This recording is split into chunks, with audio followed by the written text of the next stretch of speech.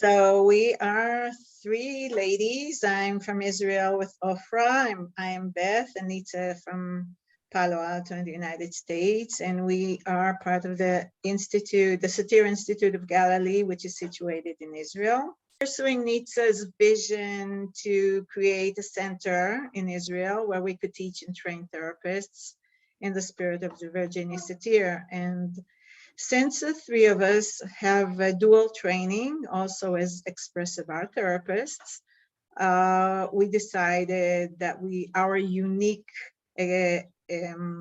offering to the Satir community will be the integration of expressive arts with the Satir model. So this is an evening to show you just a little bit of what we're doing and how we can use different arts in different ways and compatible to the Satir model. Okay, so I guess it's time for us to begin to pay attention to our bodies in a different way and to pay attention to ourselves in this particular situation and location that you're in. And I want to invite you all to let your beautiful eyes close very, very slowly and gently, and really begin to feel your parts of the body, beginning from your feet on the floor. And if you happen to be sitting on the floor, whatever touches the area that you are leaning on or touching or connecting to, just allow that connection to really be in your body.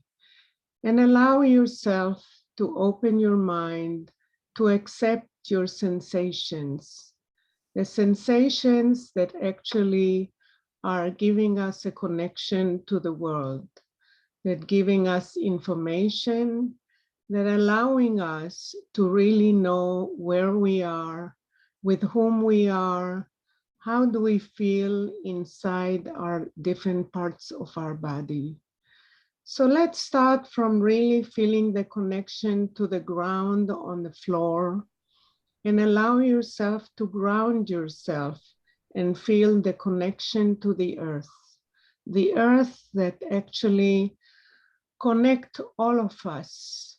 And I'd like to invite you to take a deep breath very, very slowly and allow the air to really go through your body all the way to the legs, all the way to the floor, all the way to the ground that supports you, and allow yourself to enjoy the support from under you, and the support that you can imagine that we have with each other wherever we are in the world.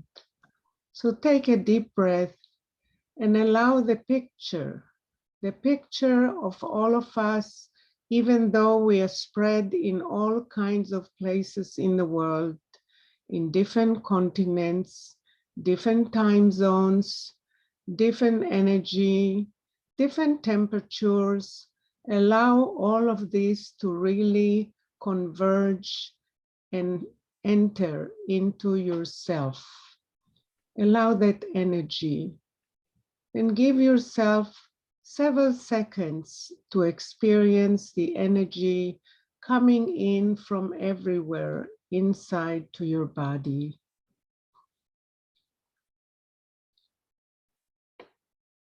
And experience your breath that keeps you alive, that keeps all of us alive all the time, that we don't even need to direct in any particular way. The breath that really gives us the oxygen and the energy to connect, to feel even the insides of our bodies. And allow that breath to spread inside wherever it wants to go. You may feel more energy in the area of your head, of your hair, of your forehead, and maybe it can begin to travel down to the eyes, down to your nose, and allow it to spread around your face. And allow your face to really relax and widen, so to speak, in a way that really accepts whatever comes in your way. And enjoy the movement of the breath, the movement that happens all the time in our bodies, in every little micro cell that we have in the bodies. So take another breath and allow the traveling to continue beyond the cheeks, beyond your mouth, into your neck, the neck that really holds us up, the neck that makes the connection between the head and the body. And allow yourself to send appreciation to this wonderful neck that keeps us holding up and keeping strong even when times may be difficult at times. And allow the breath to continue traveling and spreading around your shoulders area. And allow your shoulders to rest very comfortably on the muscles and the bones that hold us up, that hold us together, that keep us the possibility to feel straight up and being able to look ahead when we open our eyes sometimes, and then allow our eyes to be closed now and continue to look inside. Looking inside to the kind of feelings that are coming up for you right now, to the kind of sensations that are coming and spreading around the inner parts of your body. And allow yourself to acknowledge your being here with us to share the experience of the sensations that give us all the information to be connected to the world and to know who we are. And those sensations come in various different ways. They may come through our smell. They may come through our sense of taste. They may come in through the sounds that we feel around us, even if the sound is a very, very calm and quiet sound. So allow the quietness to really be there and support you and calm you and gives you the energy that you need for whatever you want to do. And welcome whatever senses are giving you information about what's happening around you in the world, in the room you're in, and maybe when you imagine the people that we are connected to right at this moment. So continue to allow different senses to operate for you, to dance for you, to sing to you, to make all kinds of sounds and music for you, so you can integrate your energy and you can feel the life energy that gives you the strength to be connected to yourself and to others, and to the context that we are in. And the context may change, and maybe recently some of the context didn't change much, but we can still allow ourselves to attend to the context within, to the context within our body and our soul, to what the soul wants, to what the soul wishes, to what the soul yearns for. And I want to invite you to really pay attention to the kind of mood that you're feeling right now. And the mood sometimes is connected to our emotions, and it may change. It never stays still. The moods are always in movement. So allow yourself to enjoy the movement of the moods within yourself.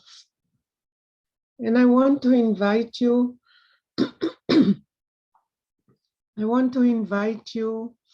to imagine that you can express your mood in any kind of art that comes to you. It may come in forms of images.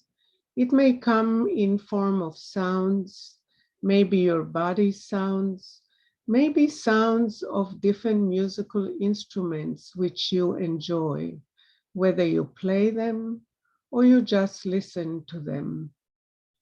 So allow those moods to express themselves in any form of artistic ability and possibility that you have.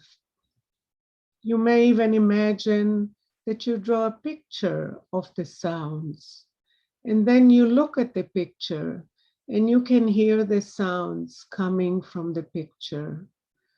And allow yourself a combination of your senses choreographing together and being together, collaborating, supporting you, inviting you, informing you of the kind of mood that you may be in. And when the mood changes, allow yourself to dance with the changes, to move with the changes, to allow all kinds of variations, shades, forms, sounds to be there, to connect with each other and allow the flexibility of change. Allow whatever mood is coming up for you from any of your senses without any judgment. Just experience the acceptance of parts of yourself from inside, the acceptance of different kinds of sensations, of different kinds of moods, of different kinds of feelings that comes from within. And sometimes they express themselves to the outside world. And that is what helps us connect to each other. Connect because we have feelings of human beings who are there, who are allowing the sensations to be active, to be alive, to give us life energy, to allow us to be in difficult times as well as in easy times, to continue to proceed and create our life. So I invite you again to take a deep breath and experience the traveling of the breath throughout your body, all the way to the tip of your toes, to the tip of your fingers, to the tip of your forehead, to the tip of your eyes, to the tip of your tongue, to the tip of the throat that allows the transition between our heads and our body, and make them join together to keep us alive and as happy as we can be. And the happiness is by accepting who you are, what is your mood at this particular time. And I want you to imagine yourself expressing your mood in any kind of form of sensation, whether it comes to you in sound, in colors, in forms, in movement, or in any kind of ways. Sometimes it can be clear, and other times it can be hazy. But wherever it is, as long as it's movement, you know you're alive. You're alive and allowing your whole self to be there for you. So I want to invite you again to take a deep breath and allow whatever form of sensation dancing within you to be there for you, to connect to you, to give you permission to connect and accept yourself, and also to connect to others, and even connecting to all of the people that you want to connect to, even if they're physically far away from you for some time.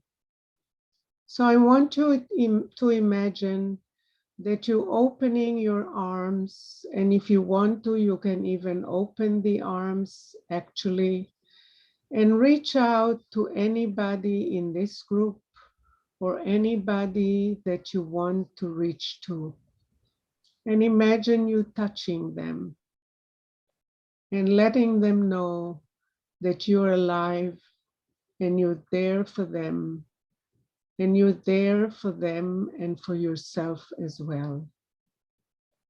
And experience the touch, even if it's in your imagination alone.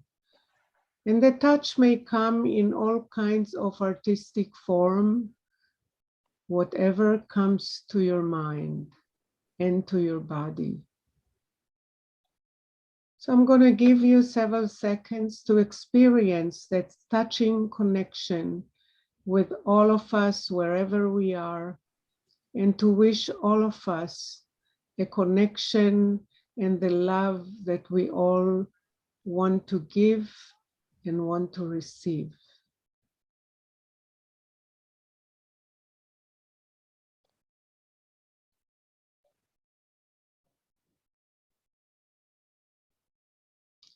And take a deep breath and sense your eyes that are there with you, looking within, looking inside of you, acknowledging the beautiful, unique person that you are, and acknowledging the whole group of people, of unique people, and who they are.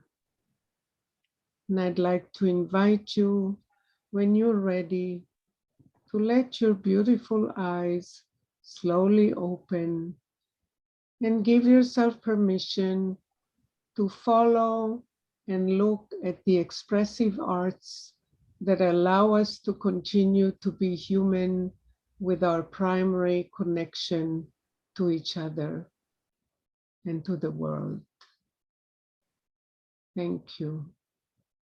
Take your time to let your eyelids open.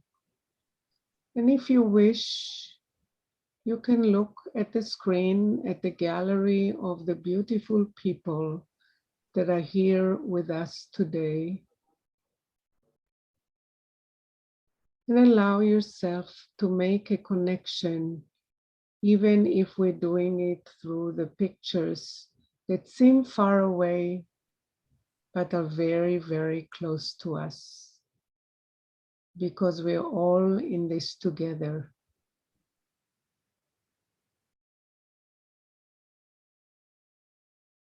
Thank you. Okay. Just want to know that you see. Can you see the PowerPoint? Yes. Okay, Yes. so Yes.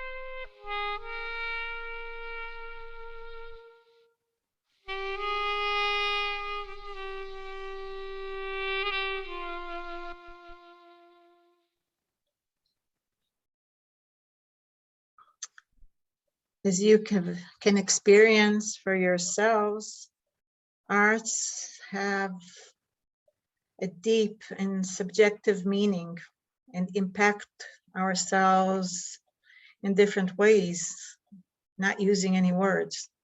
It taps into our unconscious, raises strong emotions, and causes body sensations, whether inducing deep thoughts, bringing up memories. And it takes us on an inner voyage, which is unique and individual for each one of us. But we know that since ancient times, and evidence from Urals over 9,000 years ago, that we find that arts were part of healing rituals. And it was used for connecting communities and preparing, whether for wars or for celebrations, treating physical and mental illnesses, empowering, processing grief and joys, celebrations, and continuing the cultural legacies through stories and creating traditions. So music, art, dance, storytelling were used in connection both to personal and communal well-being in many, many ways. And in our clinical work as expressive art therapists, we intuitively know from our clinical experience that this really works. The only issue is that this has only been in the last decade. The research is beginning to understand and offer some explanation of how this actually works and what actually happens in our brains and in our cells that allows for this change and healing process to be created. And it is an ongoing research, and every day we learn more about the impact and the powerful impact of the different arts on our brains. So it is important to say that we are all born artistic.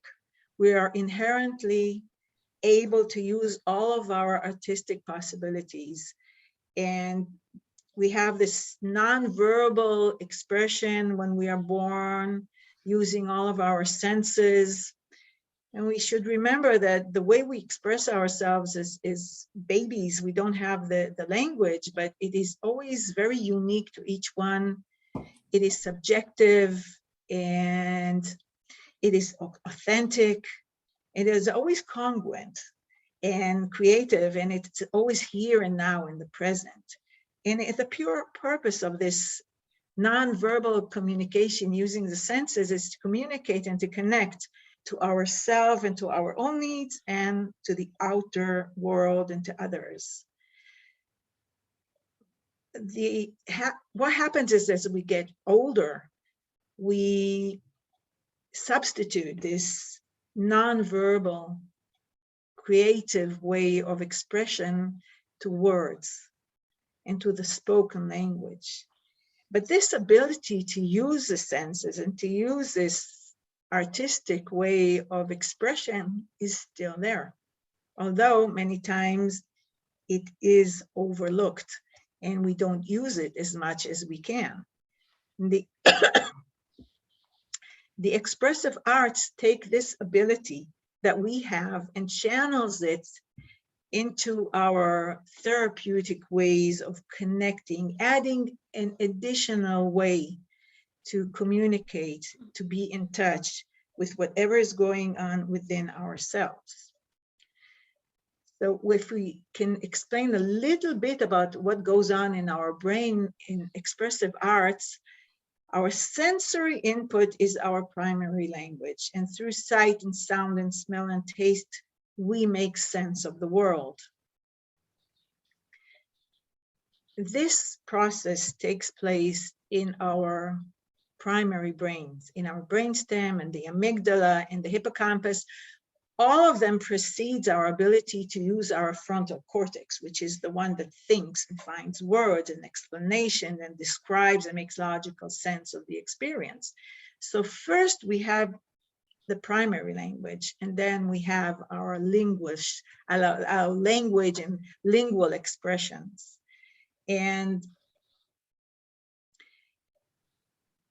it is amazing that our society, our Western society, highly values the written and the spoken language, although the majority of communication is nonverbal.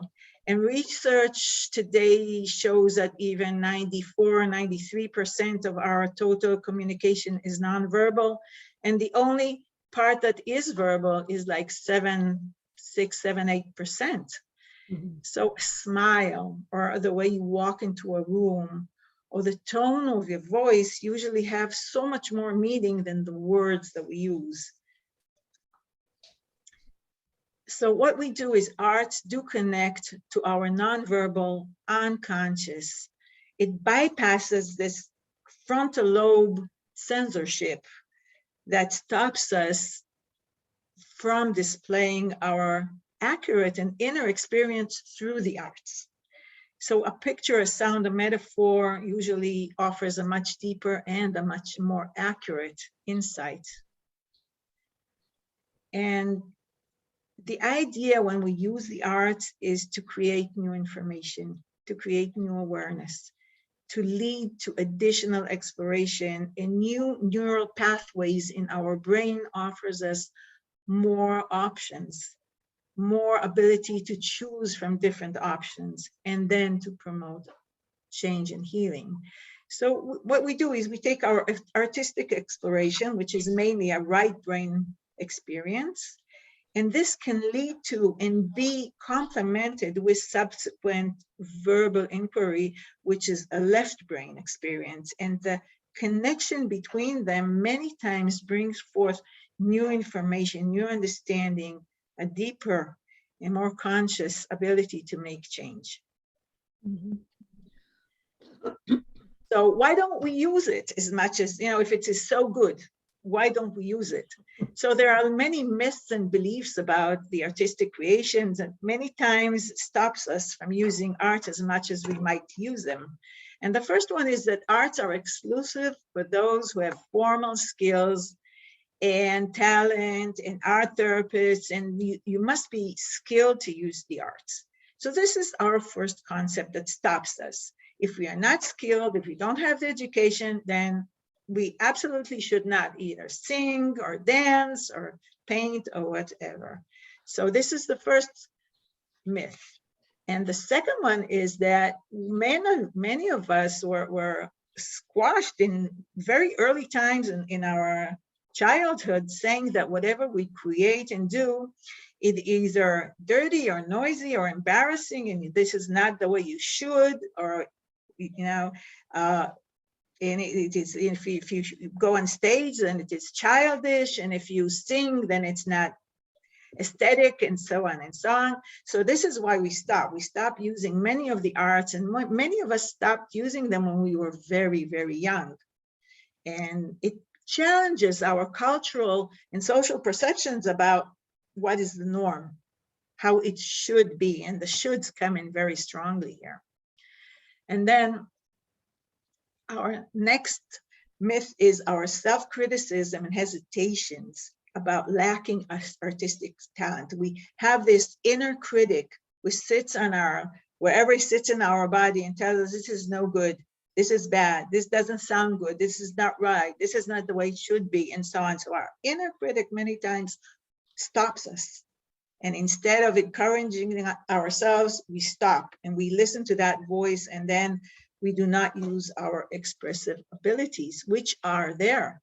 So sadly, the last one is that art therapies are still considered to be of lesser status when we are comparing them to verbal therapies, although now we know from many, many research and about the connection to the art and to the body, that so much more is known about the body and how it impacts our well-being, especially in trauma and as children, and developmental trauma and so on.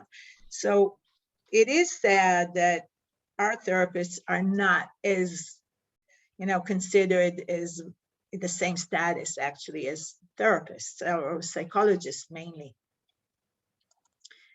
So when we use expressive arts, we use them in every form and way in our clinical work, for making contact and for assessment and for any clinical intervention and goals and objectives. And it's applicable to any age and any population to promote personal and interpersonal growth and change. So arts are very compatible to the Satir, model. And the arts allow us to explore all the different levels of the iceberg and the personal and interpersonal experiences. Virginia used the sculpting. The sculpting is a mixture of drama therapy and movement therapy. And it was there even before we called it expressive arts. And artistic creations in the Satir model as we work are not judged, and not judged through the therapist or any group or any criteria of aesthetics and non-aesthetics. It's all about the process. It is all about the way a person subjectively understands the creation, the artistic creation, and the personal subjective understanding of the outcome. And arts obviously mandate active participation, so they are inherently both creative and experiential. And we know that part of experiential is so important in the Satir model. Arts, they provide opportunities to imagine, to discover, to explore, to create, to find new possibilities and change in many, many ways, which are within the art experience itself. It takes us into a different way of being at that moment of making the arts. And arts connect to our life energy and creativity and mind and body and spirit experience of holistic approach, which is so much part of the Satir model.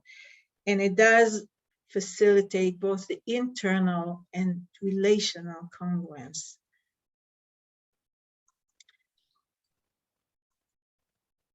So when we use art, there are very few considerations that why we should take caution.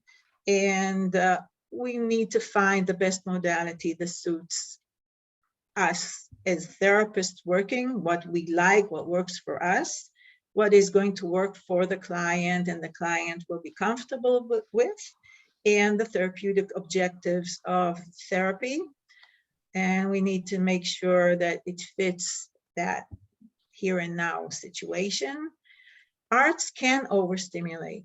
And I find, at least from my musical experience, that music can overstimulate. So we need to take caution and small steps, especially when we talk about a population of trauma and some severe mental illnesses. And we find that artists and professional artists, it's very difficult to work with arts many times because they have the rules. They know what shoulds and shouldn'ts. And it's very difficult for them to take their experience and expression away from the aesthetics and the rules that they've learned for so many years. So if I work with an artist, I would like to work with a different modality than the modality that they would come from. So a little bit about the different modalities before we will send you to some personal work. When we talk about art therapy, it's about creating or viewing any visual, drawing, painting, scribbles, sculpting, clay work, three-dimensional collage creations, murals. When we talk about music therapy, we do musical, playing of instruments, any voice work, creating songs, writing lyrics, lyric analysis. We do sound healing. We can use poetry or instrumental music, ritual music, meditations using music. So there are many different forms. When we talk about dance therapy, it's all about the movement, the free improvisation, any mirroring or the experiencing or exploring rhythms of body, any breathing, the yoga, any dance performances, they all tap into dance therapy. In bibliotherapy, we use the written word read or discuss novels, stories, poetry, proverbs. We write our own stories, our plays, our biographies, our life stories. Psychoeducation, we give materials for the people to read. Santra uses miniatures and figurines and objects to create the story and recreate our life situations within our sandbox. As we said, drama therapy could be writing scripts, performing, playing, embodying characters, roles, masks, telling stories, using an empty chair, imaginary dialogues, witnessing, and the family sculpting, of course, by Virginia Satir. And there's play therapy, where we use any kind of play that we want to. You can use balls or plastic dolls or any animals, plastic animals or cubes or anything that we have in the room, cards. We can use all of those to create and recreate our dialogue between us or any kind of connection between the people. And of course, there's phototherapy, where we use our lens, either viewing or creating our own pictures, photoshopping, creating films, making slideshows. So all of these different ways of working are part of our therapies. So for our next part, before our second part, I would like to ask Ofra, can you work with them into our exercise? Wait, okay, of course. Hello, everyone. So for our experience part, I want to invite you to go back to the beginning of the session, to get back to connect to your mood today, and to choose any art or combination of arts to express your current mood. You can choose everything from the things Betty said before, or you can, like it's written, you can combine two. You can use any material you have around you, or your own body, your hands, your whatever is open for you to use. And I recommend to surprise yourself, to choose something that you haven't thought, to jump to a new water, to express your mood just now, in this evening for me, morning for you. Okay. So in the rooms, you have 4 different things that you can reflect to. You can reflect on how the specific art modality came up for you. Was it the first thing that came up and you chose it? Or maybe something came up and you said, no, I don't want that. Maybe I prefer something else. Was it just one kind of art, or a combination of more than one art? How does your artistic creation reflect your current mood? Try to look at this and see what you can say about that. What surprises came up for you through your artistic expression? If there was something that you surprised yourself, that you haven't thought it might come for you. And how was using the artistic expression different than using words to describe your mood? Those 4 questions, if you will have the time to reflect for all of them, that will be very. Something is more important for you just now, that's good also. Let yourself lead. Let your inner curiosity and interest lead you to talk about what is meaningful for you.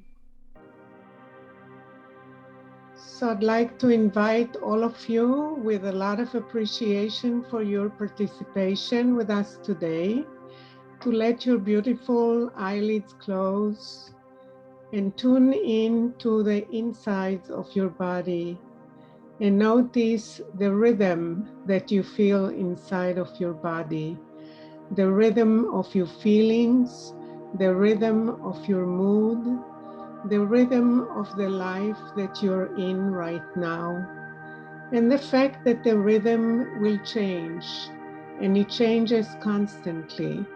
And I want to invite you to check what's your mood like today after the experience that you had with us, that we all had together. Just check in without any judgment, with full acceptance and with full appreciation and respect to who you are. And I want to invite you to take a deep breath and give a hug and lots of love to who you are at the moment and in any moment in time. And thank you for being with us, with lots of appreciation from all three of us, Beth, Ofra, and myself. And let your eyes open and connect through the screen with each other. Thank you. Thank you, Nitsa.